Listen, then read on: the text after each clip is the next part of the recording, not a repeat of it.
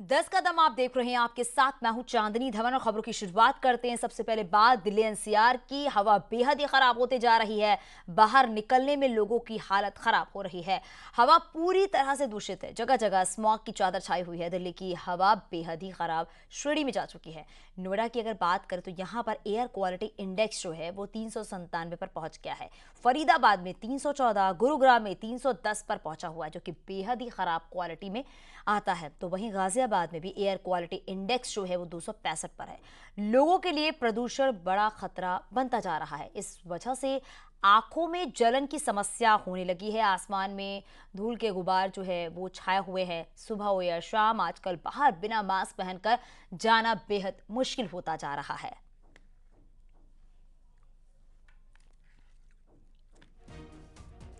तो आपको बताते चले एक बार फिर से, दिल्ली एनसीआर की आबो हवा बेहद खराब होती जा रही है। एयर क्वालिटी इंडेक्स सामने आने के बाद ये पता चल रहा है कि इस जहरीली हवा में सांस लेना कितना मुश्किल है और सांस लेने में लोगों को दिक्कतों का सामना भी करना पड़ रहा है।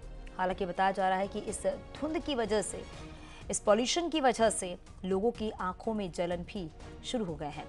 हालांकि अगर आप घर से बाहर निकलते हैं तो मास्क आप ज़रूर लगाएं, क्योंकि मास्क लगाना आपके लिए बेहद ज़रूरी है। लगातार देखा जा रहा है एयर क्वालिटी इंडेक्स जो दर्ज किए गए हैं, उस हिसाब से जो दिल्ली की आबो हवा है, दिल्ली एनसीआर की आबो हवा है, जो पूरी तरह से खराब हो चुकी है। दिल्ली ले चलते हैं, सहयोगी हमारे सुशील हमारे साथ जुड़ गए हैं। सुशील, देखा जा रहा है कि जो एयर क्वालिटी इंडेक्स सामने आया है उससे दिन प्रतिदिन हवा जो है वो किस तरीके से खराब होते जा रही है और इस आबो हवा की वजह से आम जनता परेशान हो रही है। जी बिल्कुल, देखिए आप सही कह रही हैं कि जिस तरह राजधानी दिल्ली ही नहीं बल्कि नोएडा, गाजियाबाद, मेरठ, इन तमाम इलाकों में जो एयर क्वालिटी इंडेक्स है वो बहुत ज़्यादा गंभीर श्रेणी में अब रिकॉर्ड किया जा रहा है। कुछ दिन पहले ये देखा जा रहा था कि एयर क्वालिटी इंडेक्स 250 है, लेकिन अब रोज जो एयर क्वालिटी इंडेक्स है वो 300 के ऊपर है, 350 के ऊपर है, जो बहुत ज़्यादा सीवियर स्थिति में है और जो निश्चित रूप से एक बहुत चिंता का विषय है। क्योंकि जिस तरह अब बाहर अगर आप सुबह घरों से निकलते हैं तो आपको धुंध रूप में जो भी चीजें दिख रही हैं वो ही पोल्यूशन का एक प्रमुख कारण है। वजह यह है कि इसकी वजह से बाहर निकलना बहुत ज्यादा मुश्किल हो गया है, बाहर सांस लेना भी बहुत ज्यादा मुश्किल है।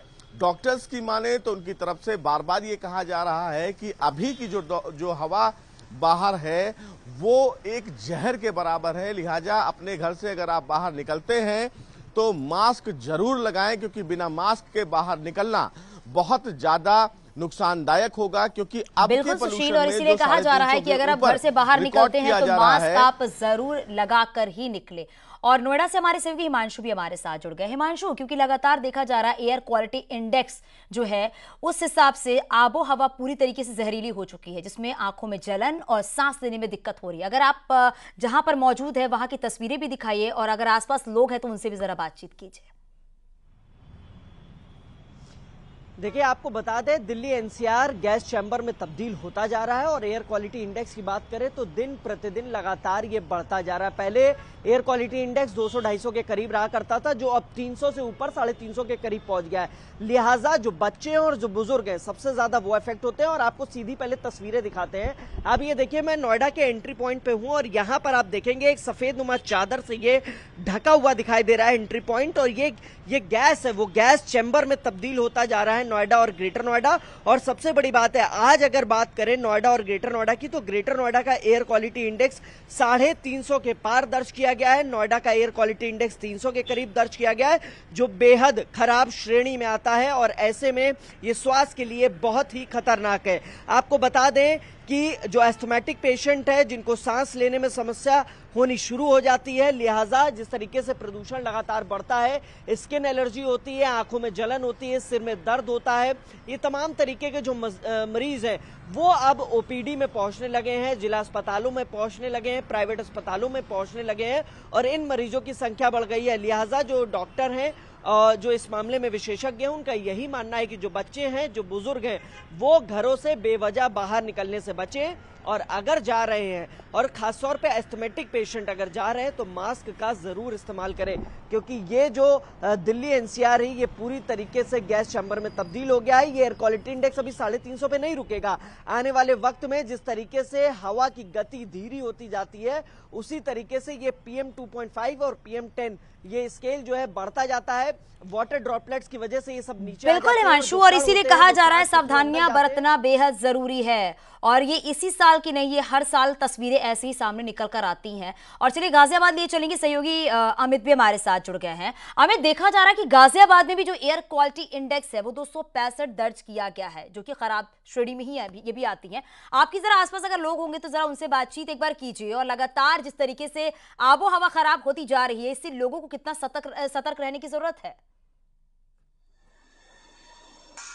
चांदनी, आपको बताना चाहूंगा कमोवेश जैसे ही ये मौसम में बदलाव आता है, हर साल की तरह इस साल भी एयर क्वालिटी इंडेक्स लगातार गिरता ही जा रहा है। यही कारण भी रहा कि दिल्ली एनसीआर की जो सबसे ज्यादा प्रदूषित हवा मानी जाती है उसमें गाजियाबाद भी शामिल है। तस्वीरें आपको दिखाना चाहूंगा, सुबह का ये वक्त है और जहां हम खड़े हुए हैं यहाँ से आप देख सकते हैं जहां तक भी आपकी नजर जाएगी वहां तक सिर्फ और सिर्फ आपको धुंध ही नजर आने वाली है। आपको बता दें आज सुबह का जो एयर क्वालिटी इंडेक्स है वो तकरीबन 246 के करीब नोट किया गया है, जो कि ऑरेंज जोन में आता है, जिसकी वजह से लोगों को खासी दिक्कतों का सामना भी करना पड़ रहा है। खासकर जो दोपहिया चालक है उन्हें वाहन चलाने के दौरान काफी दिक्कतों का सामना करना पड़ता है, आंखों में जलन होती है। वहीं ऐसे में डॉक्टरों का भी कहना यह है, जो लोग मॉर्निंग वॉक पे निकलते हैं सुबह के समय, जो सुबह की ताजी आबो हवा लेने अब जहरीली बन चुकी है क्योंकि गैस का चैम्बर ये बन चुका है, तो ऐसे में अगर जरूरत पड़े तभी घर से बाहर निकले। खासकर जो बुजुर्ग लोग हैं, छोटे बच्चे हैं और जो अस्थमा के पेशेंट हैं, वो ऐसे में घर से बाहर ना निकले। वजह यही है कि लगातार बढ़ता हुआ जो पोल्यूशन है, जिसकी वजह से न सिर्फ सांस की दिक्कत आती है, वही आंखों में जलन सी भी महसूस होती है। कुछ लोग मेरे साथ हम जानेंगे और पूछेंगे, पोल्यूशन की वजह से आंखों में जलन सी कुछ महसूस होती है आपको? अच्छा, कहाँ से आ रहे हैं अभी? मैं मैच मंडी का। अच्छा, तो हर जगह ऐसी धुंध सी नजर आ रही है? हाँ सर, बिल्कुल सुबह पोल्यूशन बहुत ज्यादा हो रहा है। बहुत ज्यादा हो रहा है। बिल्कुल चांदनी, पोल्यूशन बहुत ज्यादा हो रहा है, यही कारण जो कि बिल्कुल अमित, आपके पास वापस लौटूंगी। सुशील भी हमारे सहयोगी लगातार हमारे साथ बने हुए हैं। सुशील, जरा आप अपने पीछे की तस्वीरें आप दिखाइए, क्योंकि आप जहां पर मौजूद है वहां पर आसपास जो तस्वीरें नजर आ रही हैं बेहद ही धुंध नजर आ रही हैं, और इसीलिए बार बार ये कहा जा रहा है कि जब तक जरूरत ना हो आप बाहर ना निकले, और अगर आप बाहर निकलते भी हैं तो मास्क का इस्तेमाल जरूर करें।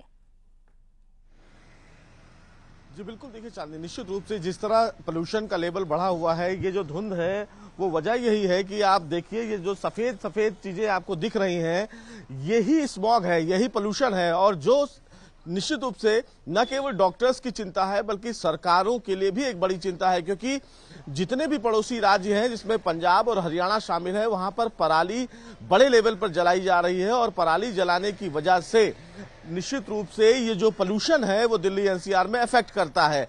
सुप्रीम कोर्ट ने भी इस पर चिंता जाहिर की है। सुप्रीम कोर्ट ने ये भी कहा है कि आने वाले जो भविष्य हैं, आने वाले जो युवा हैं, उनको लेकर हम बहुत चिंतित हैं, क्योंकि जनरेशन के लिए हम कुछ नहीं कर पा रहे हैं। सरकारें केवल कागजों पर ही कार्रवाई दिखाती हैं, जमीनी हकीकत कोसों दूर है। और ये एक बड़ी टिप्पणी मानी जा रही है, क्योंकि सुप्रीम कोर्ट ने ये कहा है कि प्रदूषण को कम करने के लिए दिल्ली, पंजाब, हरियाणा जो बड़े राज्य हैं उनके द्वारा क्या कदम उठाया गया है, जिसकी वजह से जो यूपी है वो अफेक्ट हो रहा है।